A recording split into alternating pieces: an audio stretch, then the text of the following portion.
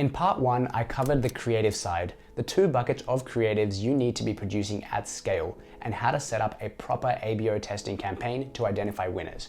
If you haven't watched that one yet, go back and start there because this part builds directly on it. In this video, we're getting into the campaign structure that sits on top of all that. What you do with your winning creatives once they're proven, how to set up super campaigns with different exclusion tiers so you're scaling new customer acquisition and not just retargeting the same warm audience over and over, how to test landing pages properly, and why third-party attribution is the thing that actually ties all of it together at the 7-figure level. Once you've got winning ads out of your testing campaign, those winners go into what I call super campaigns. And if there's one concept in this video worth understanding deeply, it's this. A super campaign is a scaled campaign made up entirely of pre-tested, proven creative. Nothing goes into a super campaign without first earning its place in the testing campaign. You've already de-risked these ads. You know they work, so now you're giving them real budget to scale. Here's how it looks in practice.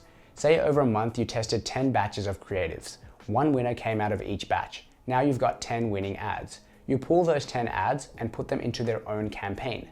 That gives the algorithm a diverse pool of proven creative, different formats, different messages, different angles, and then you let it run with a real budget behind it. But you don't just run one super campaign, you run multiple super campaigns with different exclusion levels. And this is what separates brands that plateau at a certain spend from the ones that can keep scaling past it. Campaign 1, no exclusions. Wide open, you're letting Meta reach everyone. If you have a strong existing customer base, the algorithm will likely skew towards them naturally, and that's fine. These people already trust you.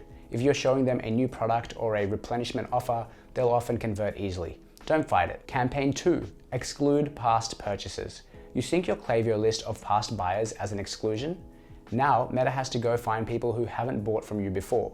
It might still lean towards warm audiences, people who visited your site or engaged with your content, but it can't show to existing customers. Campaign 3, exclude past purchases and all website visitors. You exclude 180-day website visitors via your pixel, and you also sync your full email list, every profile, including leads who never converted. This is your cold acquisition campaign.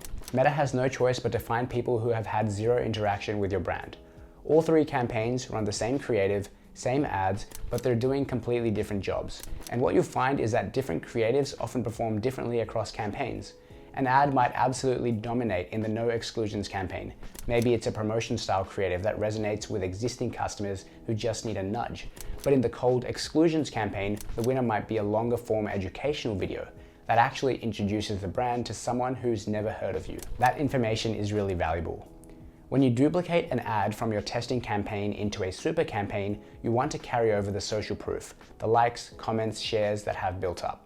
Most of the time, duplicating will carry engagement over automatically, but double check it. I actually like to duplicate without locking to the post ID. The reason is, when you set up an ad in your testing campaign, you should have been running it with 5 variations of captions and headlines. If you duplicate without the post ID, those variations carry into the super campaign, which means the algorithm has even more options to find the best performing copy for different people. If you lock to the post ID, you guarantee the social proof carries, but you're forcing it to use one specific option, one specific caption and headline.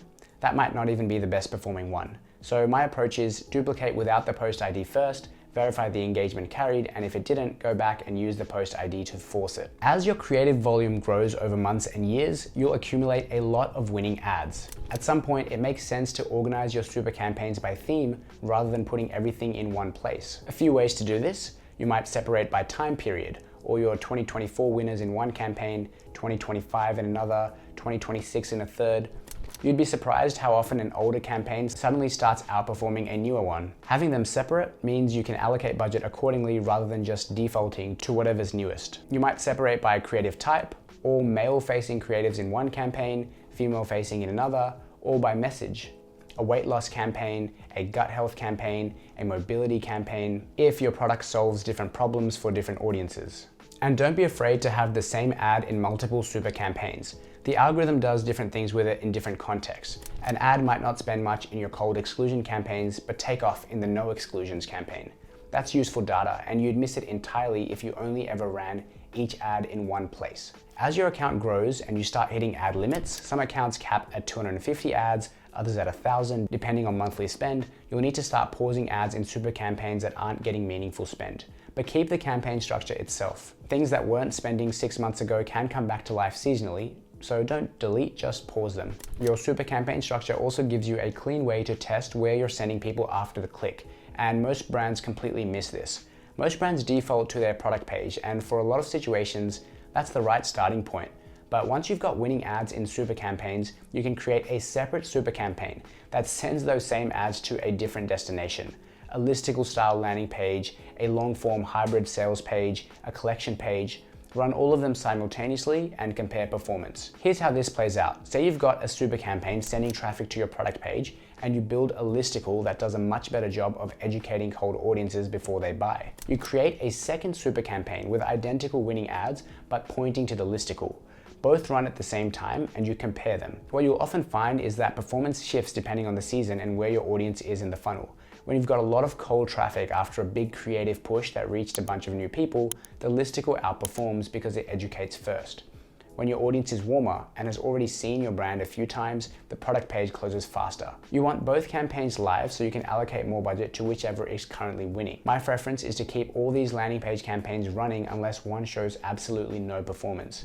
Different pages win at different times, and you need that flexibility. This is where everything ties together, and at the million plus level, this is genuinely non-negotiable. With multiple super campaigns, multiple exclusion tiers, multiple landing pages all running simultaneously, Meta Ads Manager is going to give you a very incomplete picture of what's actually working.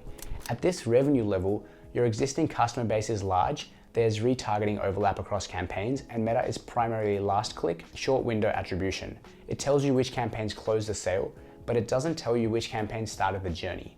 A third-party attribution tool like Triple Whale or Northbeam gives you first-click attribution, last-click attribution, and everything in between across different time windows. So you can actually see which campaigns are introducing new customers to your brand versus which ones are converting people who are already warm. Those are different jobs that require completely different budget decisions. Here's a real example of why this matters. You might have a cold exclusions campaign that looks terrible in Ads Manager, low ROAS, seemingly high CPA, but in your third-party tool, first-click attribution shows it's actually responsible for a huge chunk of buyers who later converted through a different campaign. If you killed it based on Ads Manager data, you'd have cut off the top of your funnel without realizing it. This visibility is also how you make the call on landing pages. Sometimes a certain page is better at driving the first click. It gets people in, but another page closes better. Different pages can win on different attribution windows, and without a third-party tool, you'd never see that nuance. You'd just be comparing last click ROAS and probably making the wrong call. This is a level of visibility you need when you're running this kind of structure at scale. Meta Ads Manager tells you what's converting. Third-party attribution tells you what's actually driving the business. You need both. So that's the full structure. Super campaigns with different exclusion tiers to scale across cold, warm, and existing audiences. Themed campaign splits to stay organized as your winning creative library grows. Landing page campaigns to figure out what's actually converting, not just what's clicking. And third-party attribution to see what the full picture across all of it looks like. Combined with the testing framework from part 1, this is the exact setup we run for our 7-figure clients. It's not the simplest account structure, but at this level, simple doesn't scale. If you want to see how we'd apply this to your account specifically, I do free audits, links in the description. And if you haven't watched part 1 yet, go check that out. The super campaign structure only makes sense once you've got the testing side dialed in. I'll see you in the next one.